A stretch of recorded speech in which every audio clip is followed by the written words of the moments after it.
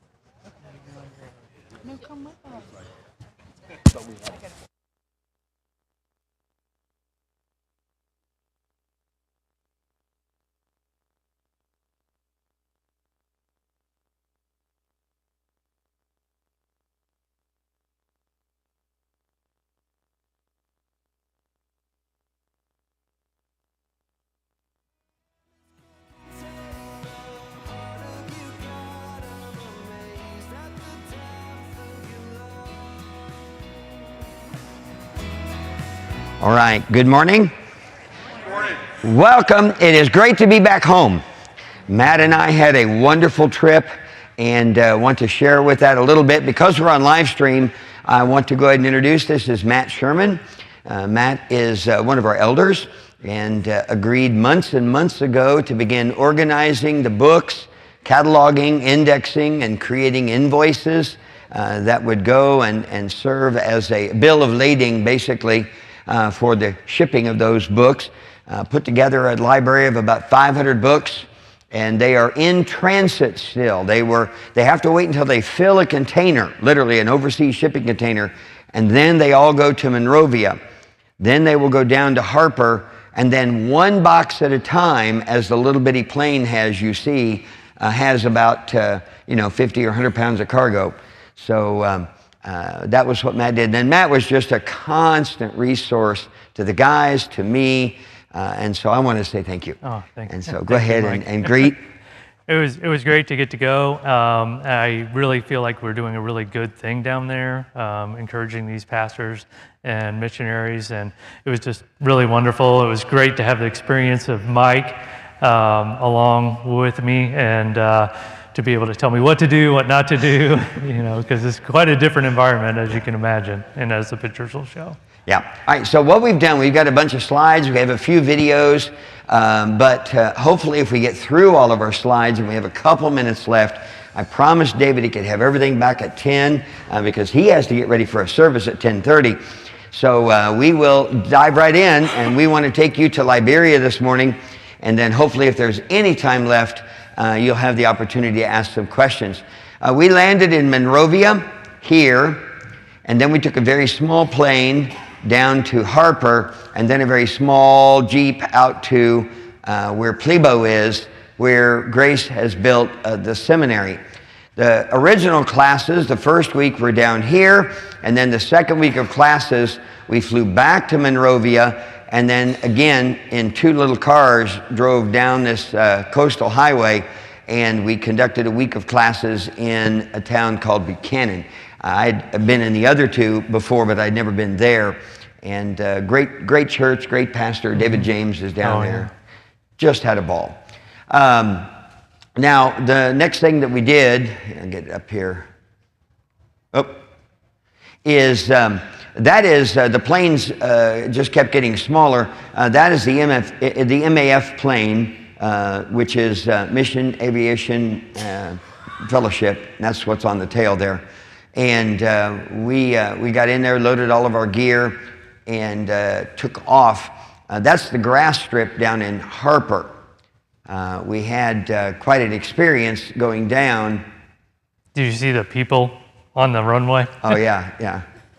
So it's also a road. Yeah, there's a goat path. In fact, there were some guys coming out when they were getting ready to take off. Yeah, and the guys out there driving them off the runway so the plane can land. Herding the goats off the runway. Yeah. So anyway, Matt took some great photos. Go ahead. Yeah, so this is Monrovia from the MAF flight. Just a very, very densely populated, obviously the biggest city in Liberia. And so that's the coast. It's the rainy season, so this is, I guess, fairly common. Flooding is fairly common there.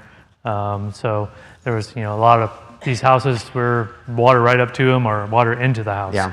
So some of the houses are actually built up on kind of stilts, and the water comes right up to the floor. And when it was heavy like this, some of them still are underwater. There's not a path to their house. When we took off, this is us getting ready to load up. That's Marty. And we've got our water. We're getting ready to get on board. And it was storming. Now you can see the asphalt. That's the concrete strip that is in Monrovia. It's also a little bitty private strip, but at least it had some asphalt and gravel. The next one didn't. Marty's with Equip to Serve. His name is Marty Coomer. Andy serves on their board. Where's Andy? Andy was in here a second ago. Yeah, Andy Klein is on the board of Equip to Serve and serves with Marty. Now, as we're flying, the weather declined to the point that we could not land. And we were buffeted about up there, driving rain. And worst case scenario, if you cannot land, you can circle for so long until you have only enough fuel to return to Monrovia and try it again another day. But what a rush. Yeah. Go ahead. Yeah. I think Mike quite enjoyed it, as you can tell from the picture. I enjoyed it much less.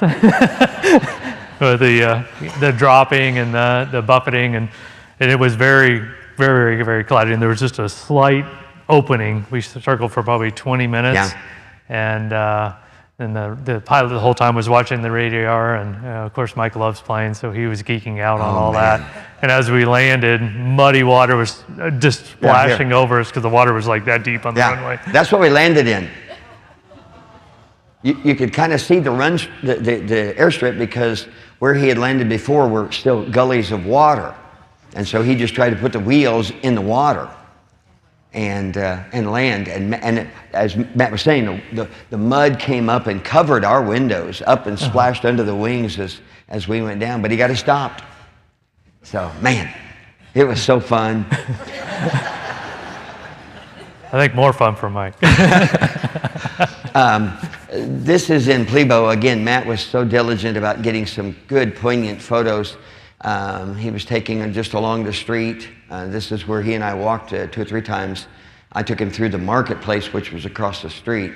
But this is the town of Plebo, where outside of this is where the church is that Grace built the seminary. Now this, we had to stop for gas, and so I thought you ought to see how you get gas in Plebo, okay?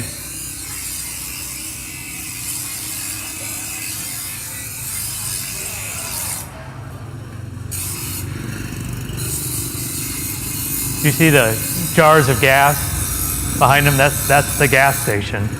There is no pump. He'll buy a 50-gallon drum, and they'll fill up pint jars, quart jars, and gallon jars. And then whatever you pay for, when we left, it was about $8 US a gallon. Yeah. And you pay for it, and then he comes out with a jar and a siphon.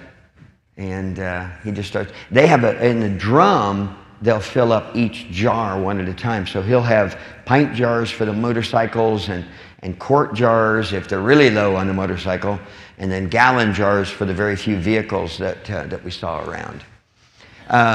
This is where we ate. On the left is Lucy, and then in the center red there is George Lott. And George is the national director of Equip to Serve. Obviously, Matt's not in the picture, he took it. And then Marty and I are sitting there getting ready to serve supper. Behind us is how we drink our water. So if there's a well in the front yard. It's a community well, and so they drop a bucket down and they get it. Obviously, we can't drink that, but they put it through this, and then it's a carbon filter system that puts the water down below, and then that's what we drank. They actually have hot and cold running water. It's cold when you run and get it, and if you leave it out, it gets hot. So they have hot and cold running water. Amen. So, what's that? I don't remember that meal. They always had mangoes. Often had baked or fried plantain. She really that's a bowl of rice, and I'm holding it out there, and she's going to put probably what they call palm butter, which is usually a bony fish with some heart of palm and tomato sauce, and then a fairly generous portion of African pepper. Every meal was hot, and so spicy hot. It was. So yeah, that's what that was. And then of course you have to drink, once they filter the water, she fills those up, and then they do have a refrigerator, and then they boil water and they put it in a thermos, and that's out all day long for coffee. There's the kettle right back there. It's on even. How about that? So anyway, that was the kitchen. Last time I went, I took a bunch of dominoes, and so we still had some of the kids, and Matt's out playing, and tell about inviting the kids there. Oh yeah, the kids just loved playing the dominoes, and would always be wanting to play. Some of the younger kids, interestingly, were kind of afraid because there's so few white people that they were kind of scared when they first see you. So it took a couple of days for them to get used to us. I guess because we look quite different. So yeah. We literally didn't see any white people besides ourselves till we got back to the airport. Yeah. And for the entire trip. But the kids were just something else. It was such a blessing to be with the kids. Yeah, and they just loved us spending time with them and focusing on them, and watching the video. They liked looking back at the pictures of themselves and watching videos of that. They were pretty enthralled by that. Matt took this. This was the house just the east of us. Go ahead. So this woman, that's her kitchen, and so she was out every morning very early at sunrise, and chopping and grinding, and there's no flours or anything. You got to grind everything from roots and various things like that. So. And they don't have filtered water. Yeah. They just drink it straight. There are some of the kids that were gathered that Matt had opportunity to spend quite a bit of time with. Yeah, the women, including the young girls, carry everything on their head, as you can see there in some earlier pictures we saw. Over here. Just, yeah, huge amounts of weight that they would carry, even walking down the highway. And then they had to get the sticks for the little ovens that they ran. They're just about a foot off the ground, and they're like a metal square. And then they take bits of wood and they heat that up. That's how they cook their food, and all on a dirt floor typically. Now this is the church structure. You can see the road comes up from down below. There's the main highway, so the road comes up and around, and then we would pull in here. That's George's, I don't know, what is it, 20-year-old SUV?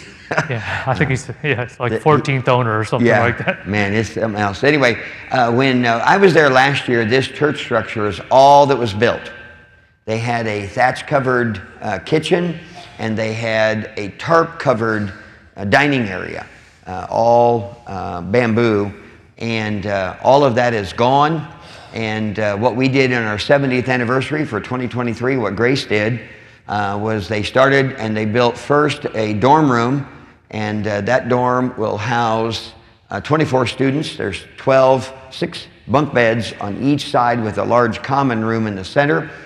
And then behind that, out of the way, they ran a generator, and that generator is wired both off to the south and then on over toward the other buildings. They have a concrete poured kitchen that is 2-tiered. You go up to the cooking area and then on up to the far more secure storage area. So they keep food up there and lock it down so that I think in a couple of nights the mice would carry off everything they own, or the people.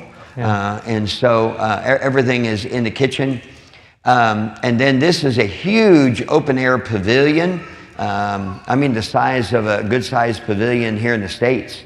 And we had all the guys out there, and we weren't taking up a fourth of it. It was huge. And then finally, over here, they built a restroom. Now, if you wonder why they built it so far, Grace sent enough money that they still have in reserve to build another building identical to that right here. So eventually the school will house 48 students, and then the restroom on this side, the pavilion and the kitchen, and then the church becomes the area for classroom, or the small classes are held in the common area of the dorms. So they have 3 potential classrooms, 1 large and then 2 that are in the center. Everything that, and correct me if I'm wrong, Mike, but I believe everything you see here, our church paid for, other than the church. Other than the church, Yeah. exactly right. And, Now, there's money in reserve for the second dorm. and then there's a well that is off the kitchen and just to the north of the dorm here. And so I'll show you what that looks like. Here was a chair. When I came, the chair was all the way at the end of this, is why I have it here, because they'd wait there. Whoever was filling buckets would sit there and wait for them to be done pumping theirs, and then they would get up and go take their turn. But I'll show you how this works. Keep going. Another hour or 2. We got there in the rainy season, and it unsettles the water table. And so the first few pumps of water that would come out are a little cloudy, and I mean, drinkable, but still a little cloudy. And so they were pumping it out. Yeah. And they just pump gallons and gallons and gallons, and it never, ever seems to run at all low. Never loses pressure. Yeah. So, and that's the well that you could see. There's the generator, and there's George standing there. And of course, they have no electricity. So every day when we would start class, Denois, I'll show you some, he really spent time with Denois. He would start up the generator for me, and then I could fire the projector up and recharge my computer to do, we did 6 hours of class a day, 4 days in a row. And then we went and did the exact same thing in Buchanan. So I ended up with a total of 40 hours of teaching, plus some labs. Mm-hmm. And so, yeah, it was... You never went anywhere at night without a flashlight. No. That was critical, because you talk about dark and black. Yeah. We went in a hotel in Buchanan, no lights. Yeah. And so, you know, you have to have a flashlight in your pocket, or you can't even find where to put the key in. Even in the middle of the day, it was hard to find your way. I woke up in the middle of the night last night, and I was like, where am I? I thought I was in a village or something. Yeah, and by the way, Friday morning until around noon, Matt and I were involved with the classes there. Then we did graduation. We left there. I had a bite of lunch with them. And then, you should tell about your lunch when we get there. And then, because I didn't eat it. I knew better. And so then we get on a plane, and we flew all Friday night through the night. And then from Belgium, we flew all day into Dulles, and then waited and then caught the connection and then caught MOEX. So we got here 10:30 last night and hadn't been in bed since we went to bed Thursday night. So if we get something wrong, it's because we're a little tired. That's how they got around. Most of them rode bikes here. You can see up here, that's in actually Buchanan, and then that's Plevo, but it was the same story both places. That is the pavilion, and it is absolutely beautiful by anybody's standard. And we had several meetings out there. This is the classroom, and we were teaching discipleship for leadership. So we were talking about duplication. Y'all know my phrase, there's no success without a successor. And so we took that to the leaders. These are all pastors. They're not just folk that are in the church. Every single one of these men represents a church family in one of the villages down around Maryland County, down south in by Plevo and Harper. And as you know, Mike is an Energizer bunny, but he poured, as hot as it was, he poured into those guys for 8 hours a day, and they were like sponges to hear his wealth of 40 years of preaching, pastor to pastor, to be able to talk and share. It was really inspiring to see. It was such a joy. There's the discipleship. Of course, you all know the 5 things I say: feed, teach, walk, circle, and reproduce. So I do it all the time, and that's exactly what I was introducing. This is the middle one from walk, talk, feed, and then serve, reproduce. But that's the environment. Here is the projector. There's the electrical, and that goes through a little hole in the wall and out to that generator shed. And this is the pulpit on Sunday morning, and that's the platform. Everything. We had to keep all the curtains closed to see the screen, which means you don't have any breeze. And so we closed all the curtains up front and left their curtains open to try to let them have some breeze. So Mike was in a really hot spot with no breeze. Now, there were days that I was sweating, and all the way down to my knees were soaked in sweat through my pants. I mean, it was just, I was drenched almost every day after class. There's the bathhouse. Now, this is the one, if you were looking at the church, this is the one that's over on the far side, and the ground that is right on this side is right about where they're going to begin and then build that way the second dorm for the other 24 students. Now, I'll take you inside here and show you a sample. You want to explain the water system here? So there's no running water pretty much anywhere in Liberia. And so what you do to take a shower is you take a bucket and you get it out of that well water right there. You carry it into the shower stall with you, and you dump a little bit over your head and the soap up, and then you dump some more over your head, and that's how we bathed while we were there. And then to flush the toilet, you take a dipper of water and you pour it into the basin there, and then that flushes it. So. It's a bucket. Now, if you're a soap person, pace yourself.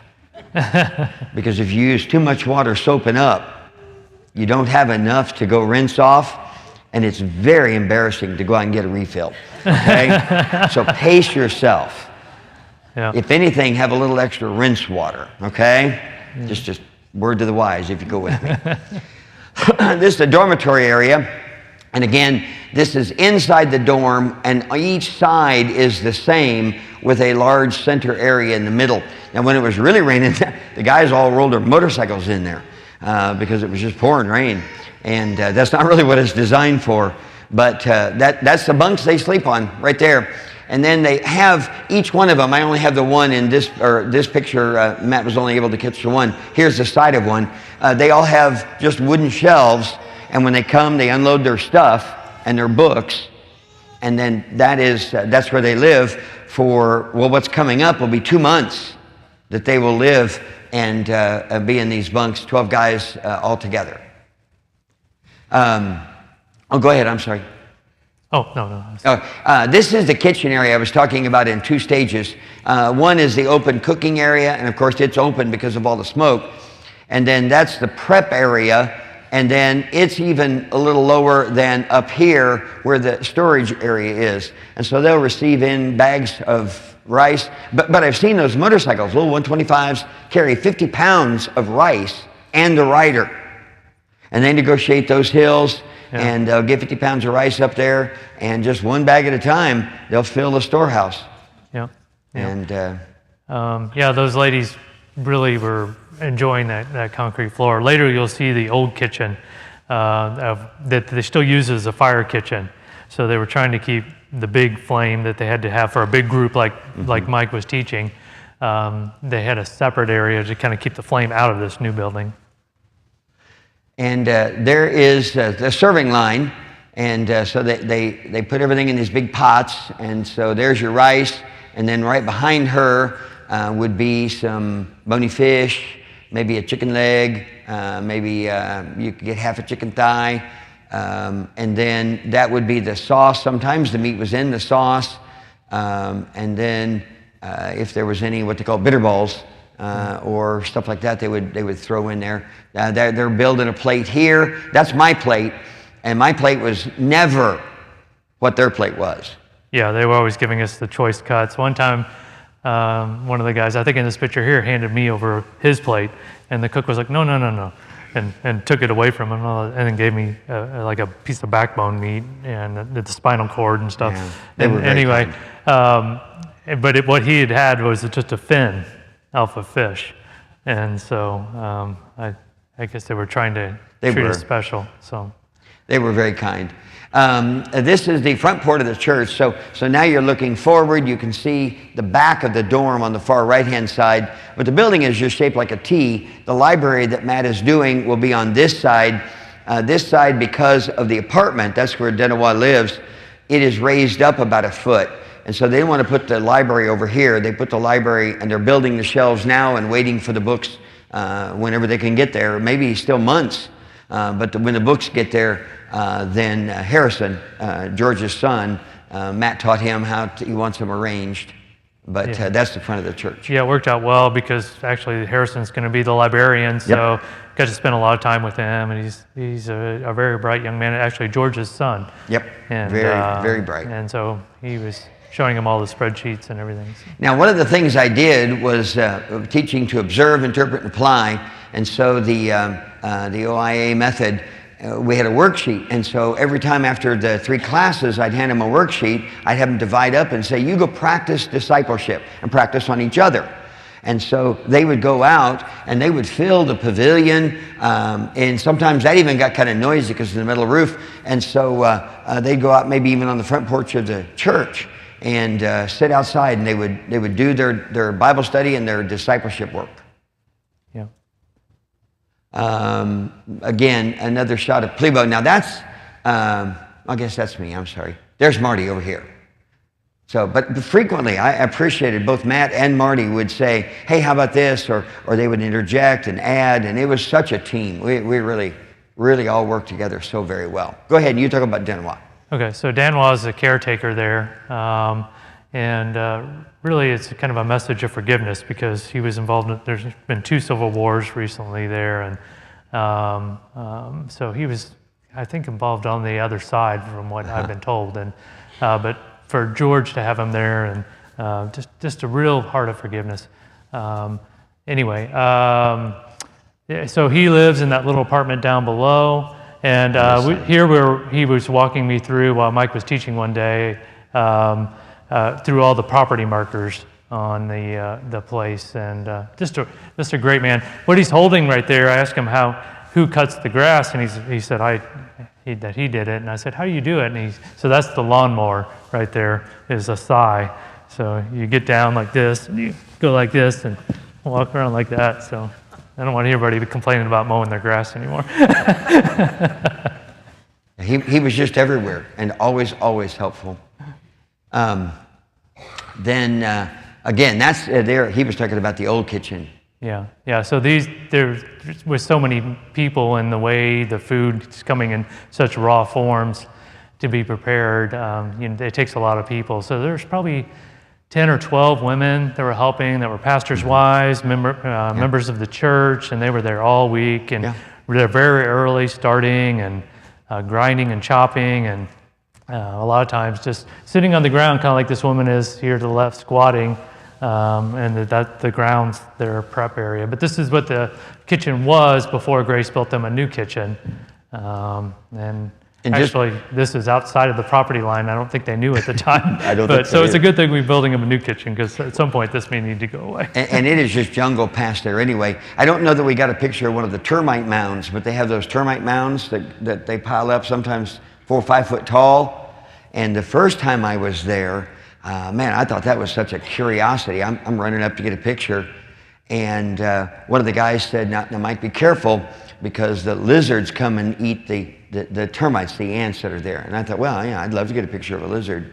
So I'm still moving. And then he said, and also, Mike, the cobras come and eat the lizards. And so I thought, I'm close enough. Those blocks, they pour them, they have 3 molds, and they pour them 3 at a time, and they get 3 a day. And so every building was built by pouring in hand-mixed concrete into 3 molds and making 3 bricks a day. So you can do your math on how many days that took. So they're building up bricks. They weren't going to start the construction until after we were done. Yeah. But by the time we go back next time, the second dorm will be there in time for fall semester. Yeah. Yeah, I got to meet one of the masons, and he was really proud of the work they did. And it's that building should, God willing, be there 100. Yeah. It'll be Amos. there in the same condition 100 years from now. It's all real thick aluminum that they used on it, and all hardwood, hand-built trusses, mahogany, and then cinder block, and nice smooth concrete floor in every place. So it's built to last. Really Amos, well. You're talking about Amos? You're talking about the other actually, guy? it was Emmanuel. Okay, Amos is the lead worker. Yeah. And Amos, when he was there, some American sometime contracted him to build something with an NGO, and so as a thanks, they sent him back a Home Depot helmet and a whole stack of Home Depot shirts.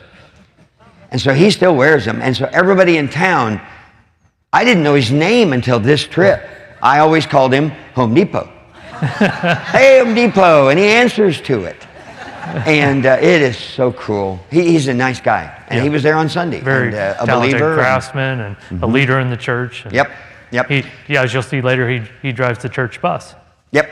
Now, Matt caught the gals outside the house, there on the east side of the house early. I guess it was early, but anyway, they were. It was in the afternoon. They Every were afternoon they'd home have from worship school. practice. That's right. So here they are practicing. Oops. The gal playing the drum, her name is Betsy. She lives with George and Lucy a lot, and this is the driveway of George and Lucy's place. And she is the worship leader of the church. I guess she's about 15. Yeah. We will testify our goodness of the Lord. We give glory to Yahweh. Sing every day, miracle. We will testify our goodness of the Lord. We give glory to Yahweh. Yep. Now, here is then a couple of days later when we're actually in church in Plebo. And of course, where Matt was standing, the congregation sits on both sides. He got the active ones. Some of us weren't nearly as active. You can see here.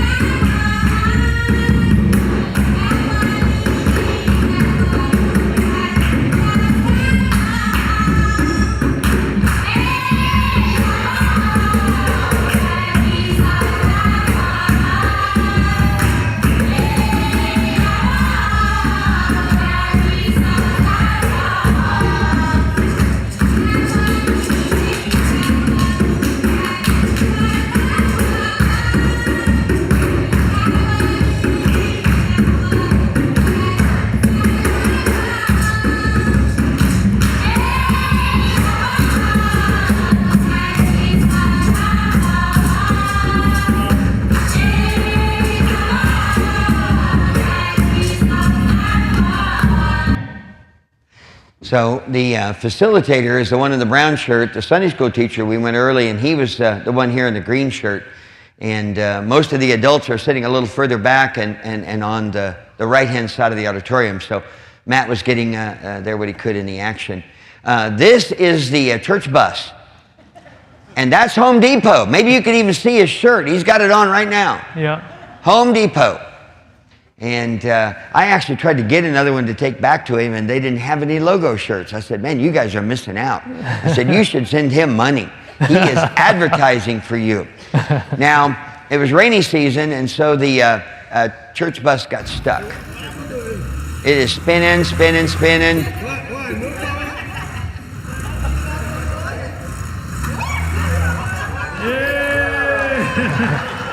I didn't know Matt was going to do that. And believe me, I went up with some fear because sometimes when you move one wheel, the other wheel starts spinning. And of course, mud is just flying out the other side. And so, but it didn't happen.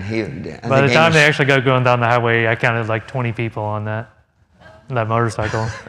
Do we have the picture of us in the SUV? Not here. How many, coming home from, how many do At we have least in 12, maybe 14. In the SUV. I had people sitting on my lap that had people on their lap. The kids had the back open and their feet were hanging over the back hanging out the bumper back. going down the highway. Just the back flying down the road with the back open. and they're all just hanging on to each other.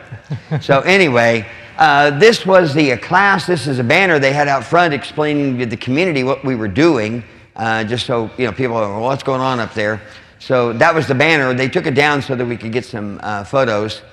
And again, there's the church. Then back over here is the dorm, and you can see just a corner of the pavilion. But as Matt said, all that grass is hand-cut by Denois. In both places, some men travel for days on motorcycle through the jungle, and as you go down the road, you just see all these paths going off. And I guess you'd know where if you lived there, you'd know where it went, and they would go off to some village, and so some of their tales of getting there were quite extensive. Well, two of the guys didn't get there the first day. They were from an area called River G up to the north, and they were held out by the rainy season. They had flooded waters, flooded roads, and couldn't get through. And so they missed the first day of classes because they could not get there. I think 3 of the students at both locations had malaria. Yeah. But they didn't want to miss. So they kept coming, even though they were, it's not contagious, but it's they kept coming and were wearing like heavy coats because they were chilling. But they didn't want to miss this because this is they had not experienced something like what Mike was bringing. So. Did you take your malaria med? I did. Okay. Did you? We have to take malaria meds for another week. And then I haven't taken my dewormer yet. That's the other thing you have to do because of the food you eat. They give you this giant pill. And you're looking at it thinking, maybe the sickness wouldn't be as bad as trying to get that pill down. But I haven't taken mine yet. No. So. All right, here are the Plebo graduates, and the 2 trainers on the south end of Liberia are the 2 with the yellow box. That is Kubi is his last name, so everybody calls him that.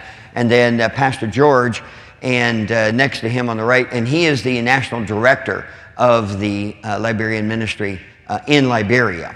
So those are the graduates. They all attended every day, except a couple of them came in a little late, but they all finished and graduated, and we gave them certificates on the Friday afternoon when we got done teaching. They're pretty much all bivocational pastors, having to do other work at farms.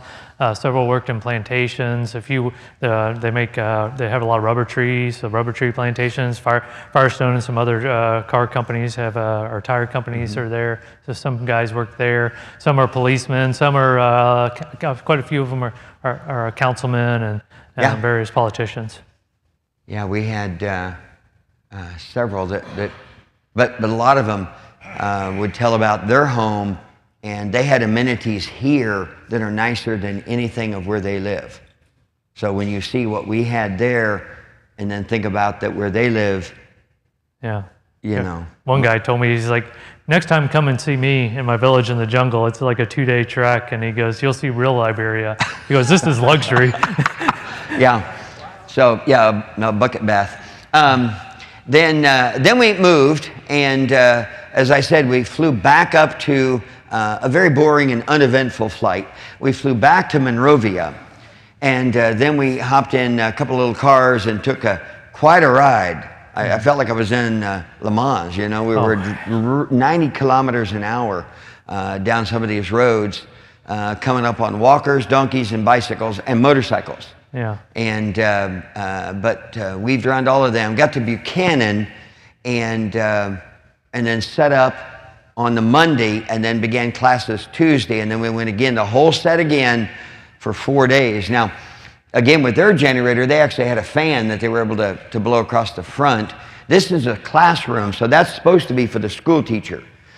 So we just repositioned it. Matt worked on it and got it going so that it would kind of cover me as I'm going back and forth in front of the screen. But they actually had a stretched screen, and then my projector is just on a little table sitting there propped up on some books.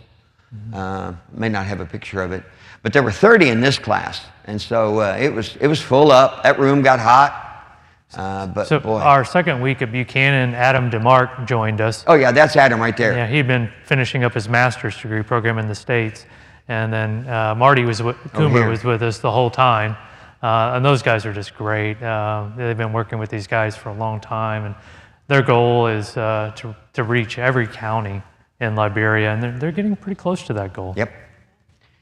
Now, this is the guy that is a school teacher, and not here, but that is his job. He is a teacher, and so he took it upon himself to own the bell. And so I'd walk out and clap and call, and then he would walk over and pick up the bell, and man, they responded. I mean, all those years in early school, and they would stop what they were doing and all move toward the classroom like they were kids. But he was really good about it. But our classroom's in that back corner. One time he wasn't around, and so Mike wanted to start class, so I started ringing the bell. He ran up and took the bell from me. He's like, "That's my job." He is keeper of the bell. And then he wouldn't ring it for several minutes. I was, okay, I guess you're just show me who's really in control of the bell. Yeah, but he was nice about it. Again, overwhelming kids. This last day, that little girl, I mean, I actually wondered if she would fit in my carry-on because she was just as cute and sweet as she could be. Yeah. But all of them were. The last day, she'd learned my name. She was like, Matt. Yeah. And you tell the story on this guy. Yeah, so that's like a kindergarten graduation, and so they'll dress up like a king or a queen, and then their parents dress up too, and they'll drive them all over town and just laying on the motorcycle horn, and they ride between all the houses and for hours that evening, and there's parties, and it's a big event, a big town event, and everybody on the side of the roads are clapping for them, and it's exciting. And because we didn't stay on site, we weren't able to interact a lot at the evening like Matt was with the dominoes, but boy, the kids were always around, and you just see the hope that they should have for the future. Again, it was an outdoor kitchen. See the gal over here grinding up spices. They take those African peppers and just pound until you get a powder that it is hot. So she's slicing up cucumbers here. They had a cucumber wedge a lot of times. The greens that they'll cook down. Potato greens are what those are. Yeah, here. So the leaves off of potato plants. Yeah, out the cassava. Yep. And then that is the community well. Again, no water anywhere, so you have to go out and fill up a bucket at a time and then take it back to the kitchen. Yeah. So that was how they prepared lunch in Buchanan. Now, every day we'd go from where we stayed in a little hotel to the teaching, and so they'd have to call a couple of what they call KKs, and they're a little tricycle covered up, and they are every bit as dangerous as they look. But Matt, he talks to this guy's named Luke. Go ahead, you tell that story. Yeah. So we became friends, and I asked him if I could drive, and he's like, yeah, sure. So I drove us a couple of days. Weaving in and out of Buchanan in a KK. And I'm sitting back there, and then that's George on the other side. I never quite got the hand of shifting. It's really weird. Yeah, we're squeezed in the backs of those KKs. So. But that was our how we got around.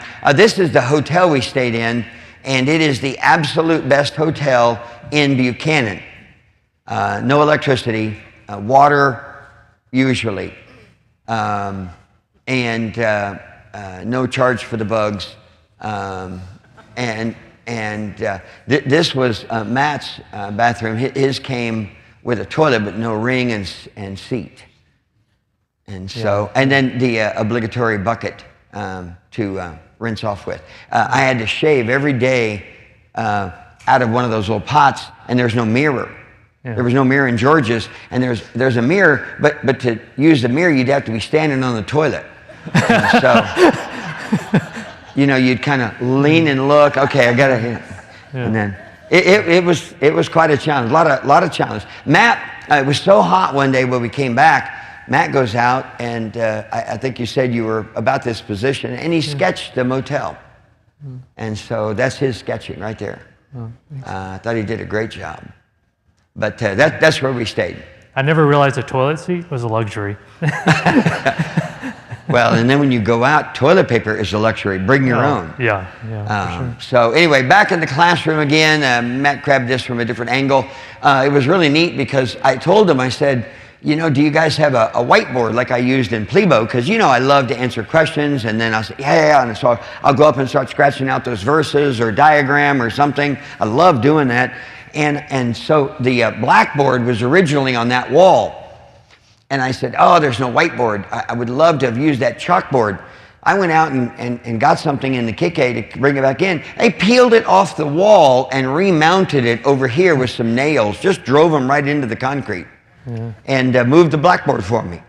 And I hope the teacher didn't mind because maybe they'll move it back. But yeah, and the beam was weak, and so they have a tree in the middle of the room, and then there's a leak in the roof, and we're there, it was raining often, and so they put a bucket up, and hopefully it won't fill up. Hopefully it evaporates before the bucket overflows because it's right there perched in the middle. But that was the classroom. Now, this is graduation in Buchanan. That is Pastor Philip. I preached in his church. The first time I was there, my classes were all just in Monrovia, and so I preached in his church. Then when I went back and did classes in Plebo in Monrovia a year ago, I was in Pastor George's church, which is where we were again this year. But that's Pastor Philip. He's one of the 6 trainers. You've already met 2 of them. I'll show you the other 2 in a second, one of the graduates. But they love certificates. And so, you finished the class, here's your certificate, signed and dated, and give the class the name. And they would all come up one at a time, and they're all coming up taking pictures of each other. Matt would grab some after and get a testimony. Welcome our international guests who come to train us because that helps us the participants to listen carefully and to go out there to make disciples of Christ. And I think this particular training is very, very grateful because you guys, some experienced people that came to let us know about the word. And secondly, for me, I'm Pastor 2. When I turned 2018, God called me to be pastor. And at the time, I was rejecting myself because I was so steady and I trained. But thank God for the serve with me by the effort that God was very easy. I'm able now to stay among more than 100,000 people and talk well and teach well. Yeah. May God bless you. May God bless you. Continue to bless you. Amen. Now, I didn't know Matt was grabbing him right there. Right around the corner from that wall was into the classroom, and I even heard, that was me talking some of that behind there. And they would come up every time in the breaks and ask questions. So I'd go over to the blackboard. So I was at the blackboard, and I'm writing up verses or drawing an illustration. And I didn't know he was recording there. I would have been quiet. I learned my lesson. I moved him off to the edge of the compound from then on. His name was Sylvester. They all had a English name, but then they had a tribal name.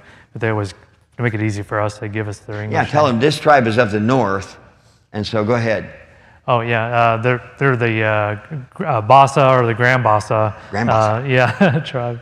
Yeah. And the one to the south where Plebo is the Graybo. Mm-hmm. Then they would constantly say, okay, I understand that, but what about?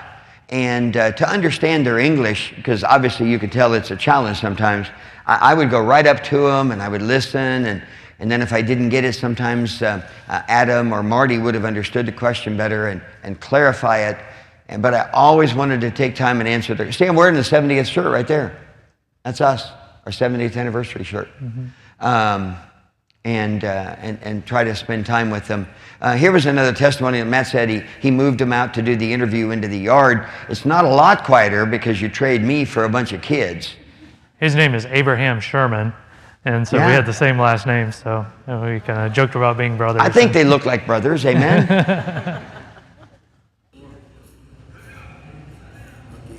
DJ, I want to be grateful at this hour. It's a wonderful trip that we're going to take in. Take for our 30 days to impact knowledge in our life, to serve in Liberia. We put to serve, we are happy to be part of the tree. And this is a tree that has changed our mind, and give us a level of education. So we want to go out there to know to our people, to train them to as an the training on the American base. We say thank you so much. We say thank you for your understanding. We're going to take the training into account. We're going to take the training with our whole heart so that the entire world will know that Equip to Say is a training center for all young people. Thank you. He'll be one that will be at the training center this coming fall. And instead of just a week, some of them said, who was it told you, if I have to go, I'll... Yeah, he can have a month off. In Liberia, I guess it's custom that if someone wants to be gone for a month, you can be gone. You don't get paid, obviously. But the training is for 2 months. And he's like, I'm going to quit my job. And jobs are very, very hard to come by. And everything is just they struggle just to barely enough to survive. And so for him to say that, and he had a good job at the rubber plantation, but he's gonna give that up so that he said, Christ is more important, and this training I need it to be a better pastor. So. And they'll have to do that 2 years in a row to graduate with what to us would be about an associate degree. They'll do all their pre-course reading before, then they will take the concentrated 2 months of classes, 4 days a week. We have to give them time to get back to ministries on the weekend because they're still serving in those churches. Then they'll do that 2 months in a row for 2 years in a row, and it would be a full-time equivalency of about an associate degree. And they'll be among the more educated in the culture. That's what that was. Here's graduation day in Buchanan. There were 30 certificates. Matt hand-wrote every one of them. And you can kind of pick us all out there. We're the big white guys here, and there's Marty. No, that's Matt. There's Marty over here. And I guess Adam's taking the picture. They swapped places, so I could only use one of the pictures. But boy, what a great bunch. Here's George over here, George Lott, and he flew up with us from Plebo to Monrovia and then rode down with us to Buchanan to be a part of this training as well. You can kind of see the whole compound behind there, the school, and we taught in the corner there. Yeah, our classroom was back there. And then those are all classrooms off to the left, and several of the men were sleeping in them. And I don't think we included the picture, but the conditions are not great. It's just, wall to wall, single mattresses, and no sheets. They just sleep on those. And but they would do anything to get to this training. Off to the right, there's young women all live there. This is actually a school for girls. Yeah, and so a lot of young women all live through there. Here are their 6 trainers. Now, 2 years ago when I went to Liberia, this is who I began with, and they wanted advanced training, and so I took Strong's Concordance, Expository Dictionary, and Systematic Theology. And I spent just really 2 weeks with them. And so we really got to know them. Matt divided them up on this picture. The 4 of them are all to the north, and then these are the 2 that serve to the south in Plebo. And so that's where we built our school because they had less resource, so we're focusing our attention down there. Yep. Here are the 30 graduates. Now, I did not include the 4 leaders here. There wasn't room. And so Matt got all these on there. 26 of them are here. And then the 4 on the top of the other page also all graduated from our class of 30. They're in Buchanan. Yeah. Excuse me. And we'll be printing each one of these out. Each one of them has their name, and we'll put them on a wall somewhere so you can look at them closely and be praying for each of them individually. I assured them that we would be. So. Now, as Matt said, their goal is to be in every single county of Liberia. Here is Monrovia, that dark spot right there, and we were in Bassa, or Grand Bassa, in Buchanan. We flew down to Harper, which actually is just outside my circle there. That next country is the Ivory Coast. That country is Sierra Leone. And then we drove up country to this middle county, Maryland County, and it is in the Grebo tribe. And we were officially adopted in a kola nut ceremony, and we were given Grebo names. Mine is Balay. That's my name over here. You'll have to pronounce your own, Matt. Ba Win. And they always say I don't say it right. Ba Win. So, and they gave us the outfits that honestly didn't fit me very well. So I'm not wearing it this morning. Oh, I have it up here. Yeah. Show it there, man. By the way, if you also want to know, even if it fit well, it's like wearing a piece of carpet. It is hot. I don't know why they do that, but it is so hot. And I should. Yeah, the hat goes with it. It won't mess my hair up. All right. Yeah. And they wear it kind of oblong, like so. And it fits pretty well. But So anyway, this was from the Bassa, and this one's from the Graybo. yeah. So. This one's from Amazon. The online, not Brazil. Okay. All right. And then this is the last testimony, and then it looks like we got just a couple of minutes. We could take some questions. But this guy really, he just was very articulate, very bright. Through the week, asked some of the sharpest questions, and Matt was able to catch him on a great testimony. Okay, I'm Pastor Matthew Harris, pastor of Calvary Chapel Church,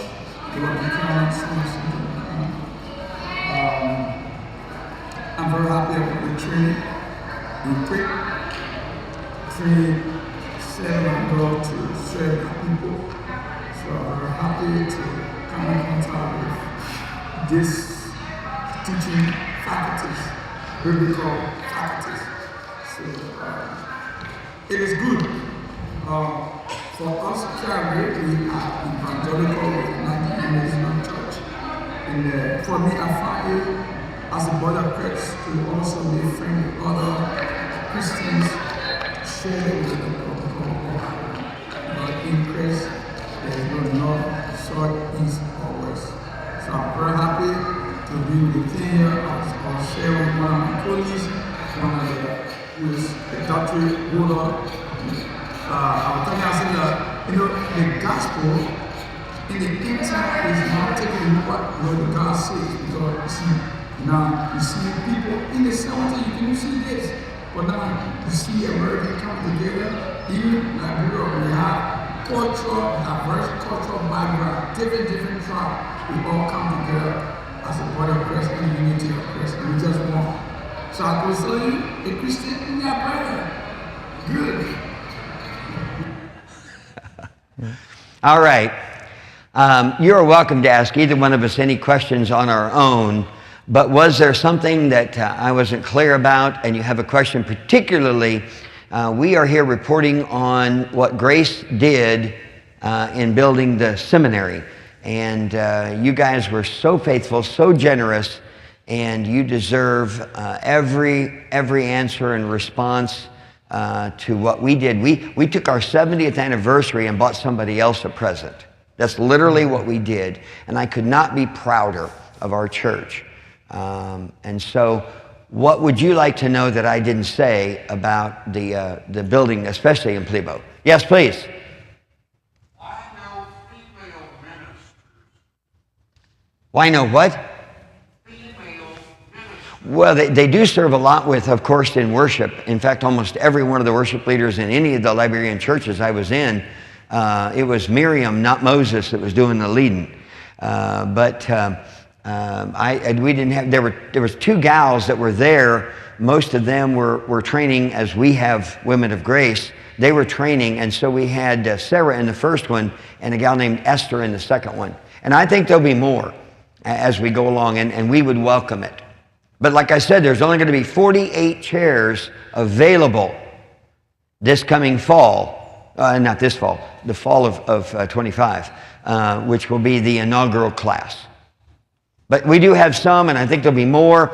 Those 2 are the pioneers, and they were sweetheart. Boy, they were just so kind and so gracious in the classes. Good students. Mm-hmm. So, yes, please. When I was in Ghana, there is a food that they take cassava, And you could start with your cassava and you can make it almost like a potato, and it comes out like fingerling potatoes, like out of the oven.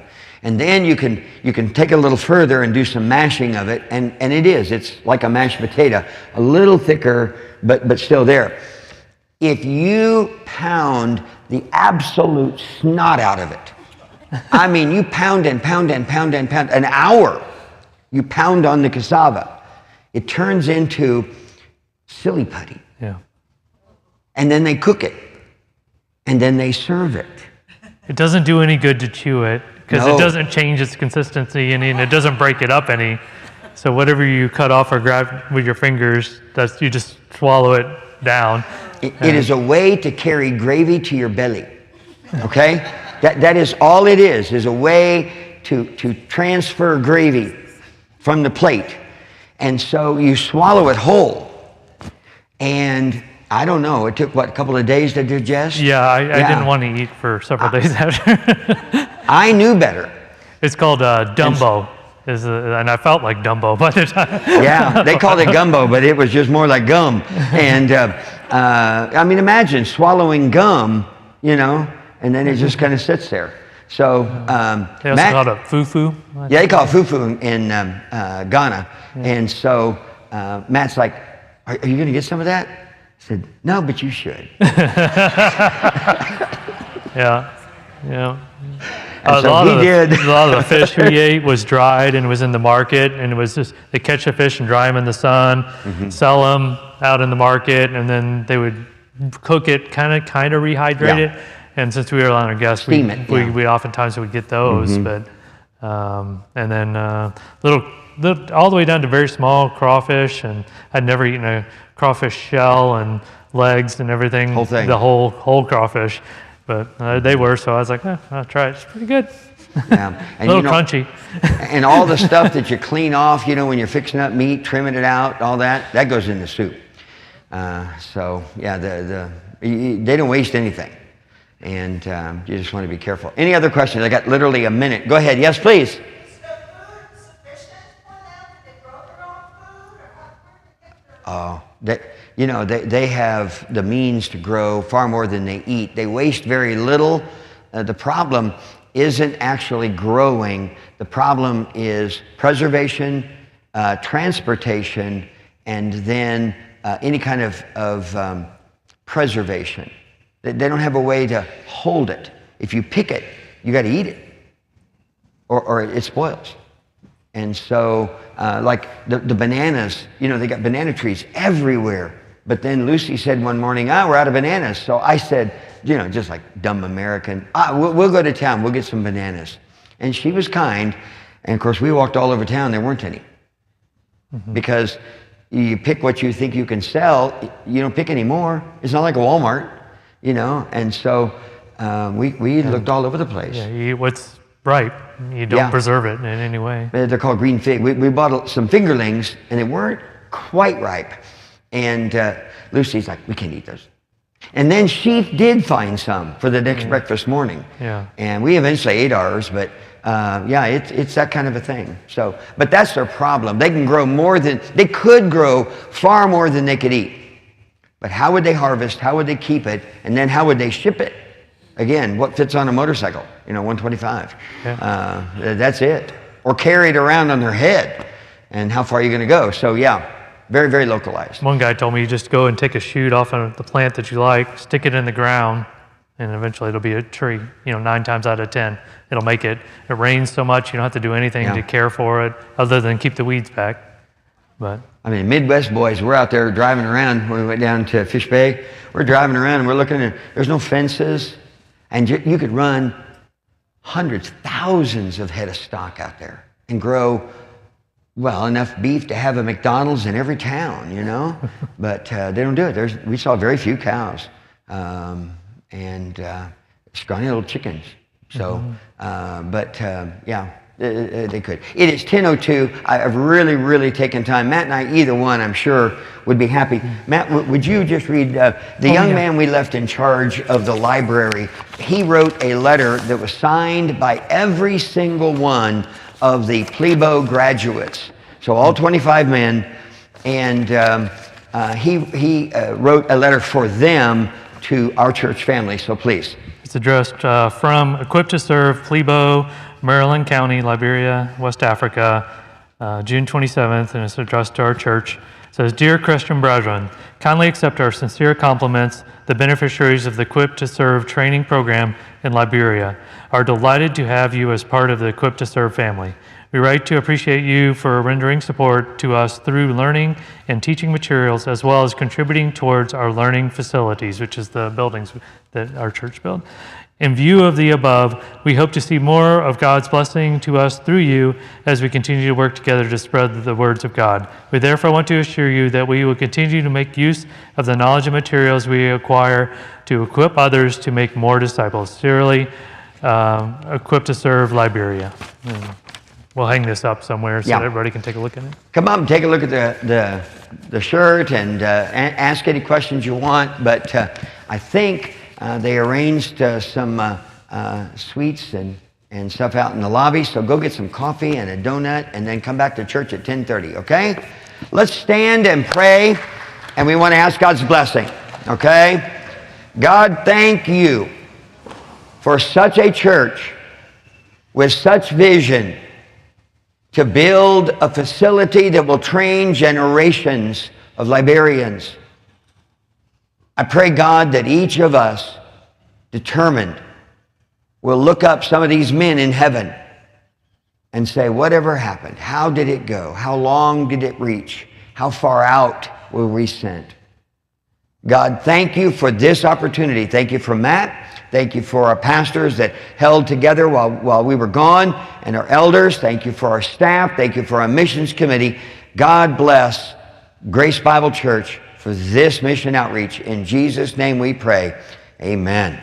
Yeah.